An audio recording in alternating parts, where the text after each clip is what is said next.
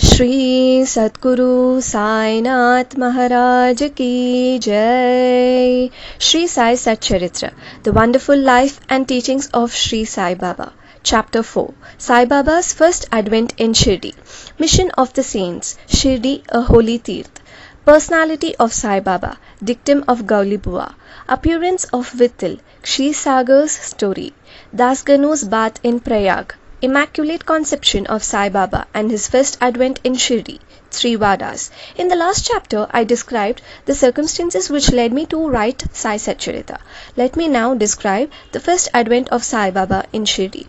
Mission of the Saints. Lord Krishna says in Bhagavad Gita, chapter 4, 7 and 8 that whenever there is a decay of dharma, righteousness, and an ascendancy of unrighteousness, I manifest myself for the protection of the virtues and the destruction of the vicious, and for the establishment of righteousness. I manifest myself age after age. This is the mission of the Lord, and the sages and saints who are his representatives and who appear at appropriate times and work in their own way to fulfill that mission.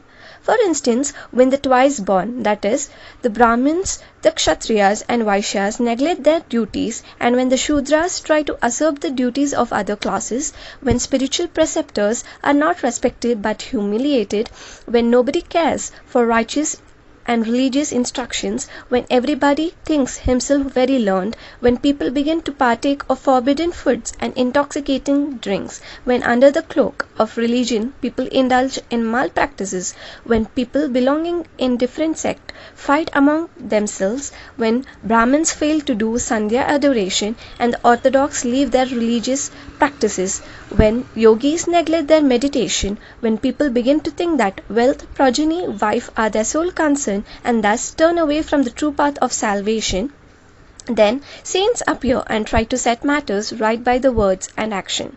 They serve us as beacon lights and show us the path and the right way for us to follow. In this way, many saints was Nivritti, Dhyandev, Muktabai, Namdev, Gora, Gunai, Eknath, Tukaram, Narhari, Narsibai, Sajan Kasai, Savatha, Ramdas and various others did appear at various times to show the right path to the people, and so the present advent came as Shri Sai Baba of Shirdi. Shirdi, a holy Tirth. The banks of the Godavari river in the Ahmednagar district are very fortunate, for they gave birth and refuge to many a saint, prominent amongst from being Dhyaneshwar. Shirdi also falls in the Kopargaon Taluk or the Ahmednagar district. After crossing the Godavari river at Kopargaon, one gets on way to Shirdi. When you go 3 kilometers, you come to Nimgaon, that is 9 miles. From there, Shirdi is visible. Shirdi is as famous and well known as other holy places like Gangapur, Nrishinhavadi, Adambar on the banks of Krishna river. As the devotee Damoji flourished and blessed Mangal Veda near Pandarpur, as Samarth Ramdas at Sajangarh, as Shri Nrisimha Saraswati at Saraswati Wada, so Sainath flourished at Shirdi and blessed it. Personality of Sai Baba. It is on account of Shri Sai Baba that Shirdi grew into importance. Let us see what sort of personage Sai Baba was. He conquered this sansar, worldly existence, which is very difficult and hard to cross. Peace or mental calm was his ornament, and he was the repository of wisdom. He was the home of Vaishnav devotees, most generous like Karna amongst all, the quintessence of all essences. He had no love for perishable things and was always engrossed in self-realization, which was his sole concern. He felt no pleasure in the things of this world or of the world beyond. His antarang heart was as clear as a mirror, and his speech always rained nectar. The rich or poor people were the same to him. He neither knew nor cared for honor or dishonor. He was the Lord of all beings. He spoke freely and mixed with all people, watched the acting and dances of Nautch girls and heard ghazal songs. Still he swerved not an inch from samadhi, mental equilibrium. The name of Allah was always on his lips. While the world awoke he slept, and while the world slept he was vigilant. His inner self was as calm as the deep sea. His ashram could not be determined, nor his actions could be definitely determined. And though he sat in one place, he knew all transactions of the world. His darbar was imposing. He told hundreds of stories daily, still he swerved not an inch from his vow of silence. He always leaned against the wall in the masjid or walked morning, noon, and evening towards Lendi and Chavdi. Still he at all times abided in the self. Though a Siddha, he acted like a Sadhaka. He was meek, humble, and egoless, and pleased all. Such was Sai Baba, and as the soil of Shirdi was trodden by Sai Baba's feet, it attained extraordinary importance. As Dhyaneshwar elevated Alandi, Eknath did to Paitan, so Sai Baba raised Shirdi. Blessed are the grass leaves and stones of Shirdi, for they could kiss the holy feet of Sai Baba and take his dust on their heads. Shirdi became to us devotees another Pandharpur, Jagannath, Dwarka, Banaras, and Rameshwar, Badri Kedar, Nasik, Triambakeshwar, Ujjain, and Mahakaleshwar or Mahabaleshwar, Gokarna. Contact of Sai Baba in Shirdi was like a study of Veda and Tantra. It quieted our sansar, world consciousness, and rendered self-realization. The darshan of Sri Sai was our yoga sadhana, and talk with him removed our sins. Shampooing his legs was our bath in Triveni Prayag, and drinking the holy water of his feet destroyed our sins. To us his commands were Vedas, and accepting, eating his udi, sacred ashes, and prasad was all purifying. He was our Sri Krishna and Sri Ram, who gave us solace, and he was our Parabrahma, absolute reality. He was himself beyond the pair of dvandvas, opposites, never dejected nor elated. He was always engrossed in his self as existence, knowledge, and bliss. Shirdi was his center, but his field of action extended far beyond, to Punjab, Calcutta, North India, Gujarat, Dhaka, now in Bangladesh, and Konkan. Thus the fame of Sai Baba spread far and wide, and people from all parts came to take his darshan and be blessed. By mere darshan, minds of people, whether pure or impure, would become quiet at once. They got here the same unparalleled joy that devotees get at Pandharpur by seeing Vitthal Rakumai.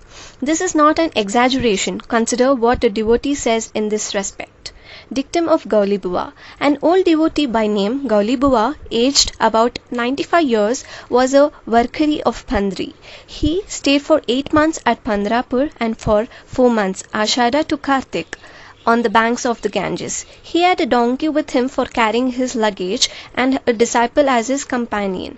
Every year he made his wari or trip to Pandharpur and came to Shirdi to see Sai Baba, whom he loved most. He used to gaze at Baba saying, "This is Pandrinath Vitthal incarnate, the merciful Lord of the poor and helpless." This Gauli Bua was an old devotee of Vithoba and had made many a trip to Pandri, and he testified that Sai Baba was real Pandrinath. Vittal himself appeared. Sai Baba was very fond of remembering and singing God's name. He always uttered Allah Malik, God is Lord, and in his presence made others sing God's name continuously, day and night, for all 7 days of the week. This is called Nam Saptha. Once he asked Daskanu Maharaj to do the Nam Saptha. He replied that he would do it, provided he was assured that Vittal would appear at the end of the 7th day. Then Baba, placing his hand on his chest, assured him that certainly Vittal would appear, but for that the devotee must be earnest and devout. The Dhankapuri, Thakur of Dhakurnath, the Pandri of Vittal, the Dwarka of Ranchod, Krishna is here in Shirdi. One need not go far out to see Dwarka. Will Vittal come here from some outside place? He is here. Only when the devotee is bursting with love and devotion, Vittal will manifest himself here in Shirdi. After the Sapta was over, Vittal did manifest himself in the following manner. Kaka Sahib Dikshit was as usual sitting in meditation after bath. He saw Vittal in a vision. When he went at noon for Baba's darshan, Baba asked him point blank, "Did Vittal Patil come? Did you see him? He is a very truant fellow. Catch him firmly, otherwise he will escape if you are even a little inattentive." This happened in the morning, and at noon there was another Vittal darshan. A hawker came there for selling 25 or 30 pitchers of Vitova. This picture exactly tallied with the figure that had appeared in Kaka Sahib's vision. On seeing this and remembering Baba's words, Kaka Sahib Dikshit was much surprised and delighted. He bought one picture of Vitoba and placed it in his shrine for worship. Bhagwant Rao Kshir Sagar's story. How fond was Baba of Vittal worship was illustrated in Bhagwant Rao Kshir Sagar's story. The father of Bhagwant Rao was a devotee of Vitoba and used to make various annual trips to Pandharpur. He also had an image of Vitoba at home which he worshipped. After his death, the son stopped everything, the wari, the worship and Shraddha ceremony. When Bhagwant Rao came to Shirdi, Baba, on remembering his father, at once said, "His father was my friend, so I dragged him, the son, here. He never offered Naivedya, offering of food, and so he starved Vittal and me. So I brought him here. I shall remonstrate with him now and set him to worship." Dasganu's bath in Prayag. The Hindus think that a bath in the holy Tirth of Prayag, where the Ganga and Yamuna meet, is very meritorious, and thousands of pilgrims go there periodically to have the sacred bath there. Once Dasganu thought that he should go to Prayag for a bath and came to Baba to get his permission for doing so. Baba replied to him, "It is not necessary to go so far. Our Prayag is here, believe me." Then, wonder of wonders, when Dasganu placed his head on Baba's feet, out flowed streams of Ganga Yamuna water from both the toes of Baba. Seeing this miracle, Dasganu was overwhelmed with feelings of love and adoration, and tears filled my eyes. Inwardly he felt inspired, and his speech burst forth into a song in praise of Baba and his Leelas. Immaculate Conception of Sai Baba and his first advent in Shirdi. Nobody knew the parents' birth or birthplace of Sai Baba. Many enquiries were made, many questions were put to Baba and others regarding these, but no satisfactory answer or information has yet been obtained. Practically, we know nothing about these matters. Namdev and Kabir were not born like ordinary mortals. They were found as infants in mother of pearls. Namdev being found on the bank Bhimrati river by Gonai and Kabir on the bank Bhagirathi river by Tamil. Similar was the case with Sai Baba. He first manifested himself as a young lad of 16 years under a neem tree in Shirdi for the sake of bhaktas. Even then he seemed to be full of knowledge of Brahma. He had no desire for worldly objects even in a dream. He kicked out Maya and Mukti was serving at his feet. One old woman of Shirdi, the mother of Nana Chubdar, described him thus: "This young lad, fair, smart and very handsome, was first seen under the neem tree seated in an asan. The people of the village were wonderstruck to see such a young lad practicing heart penance, not minding heat and cold. By day he associated with none, by night he was afraid of nobody.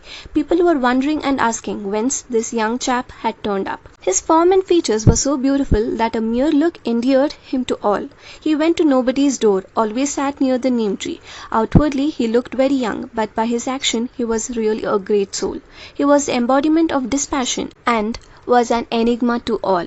One day it so happened that god Kandoba possessed the body of some devotee, and people began to ask him, 'Deva, you please enquire what blessed father's son is this lad, and whence did he come?' God Kandoba asked them to bring a pickaxe and dig in a particular place. When it was dug, bricks were found underneath a flat stone. When the stone was removed, a corridor was seen in which 4 samayis, lights, were burning.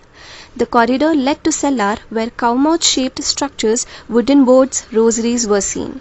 Kandoba said, "This lad practiced penance here for 12 years. Then the people began to question the lad about this. He put them off by telling them that this was his guru's place, his holy watan, and requested them to guard this well. The people then closed the corridor as before. As Ashwatha and Audambar trees are held sacred, Baba regarded this neem tree equally sacred and loved it most. Mahalsapati and other Shirdi devotees regard this site as the resting place, Samadhi Sthan of Baba's Guru, and prostrate before it. 3 Vadas. The site with the neem tree and surrounding space was bought by Mr. Hari Vinayak Sahati, and on this site a big building styled Sate's Vada was erected. This Vada was the sole resting place for pilgrims who flocked there. A platform was built round the neem tree and lofts with steps were constructed. Under the steps there is a niche facing south and devotees sit on the platform facing north. It is believed that he who burns incense there on Thursday and Friday evenings will by God's grace be happy. This Vada was old and dilapidated and needed repairs. The necessary repairs, additions and alterations have been made now by the Sansthan. Then after some years another Vada, Dikshit Vada, was constructed. Kaka Sahib Dikshit, solicitor of Mumbai, had gone to England. He had injured his leg in an accident there. The injury could not be got rid of by any means. Nana Sahib Chendorkar advised him to see Sai Baba. So he went to Sai Baba in 1909 and requested him to cure the lameness of his mind rather than that of his leg. He was so much pleased with the darshan of Sai Baba that he decided to reside in Shirdi. So he built a Vada for himself and other devotees. The foundation of this building was laid on 10th December 1910. On this day, two other important events took place. Mr. Dada Saheb Kaparde was given permission to return home and the night Arati at the Chavdi was started. The Vada was completed and was inhabited on the Ram Navami day in 1911 with due rites and formalities. Then another Vada or palatial mansion was put up by the famous millionaire Mr. Booty of Nagpur. A lot of money was spent on this building, but it was all well utilized. As Sai Baba's body is resting in this Vada, which is now called the Samadhi Mandir, the site of this mandir formerly had a garden which was watered and looked after by Baba. Three Vadas thus came up, where there was none formerly. Of these, Sate's Vada was most useful to all in the early days. The story of the garden which was attended by Sai Baba with the help of Vaman Tatya, the temporary absence of Sai Baba from Shirdi and his coming again to Shirdi with the marriage party of Chand Patil, the company of Devi Das, Janki Das and Gangagir, Baba's wrestling with Muhaddin Tamboli residing in the masjid, love of Mr. Dengal and other devotees and other incidents will be described in the next chapter. Both to Shri Sai. Peace be to all. Anantakoti Pada Pranams, Shri Sai.